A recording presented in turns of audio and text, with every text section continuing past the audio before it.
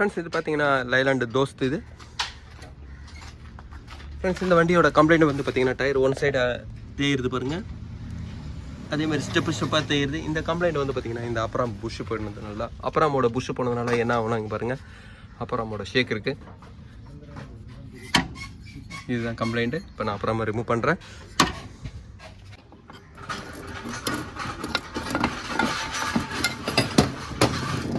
Friends இப்போ ஆம் clean பண்ணுறேன்.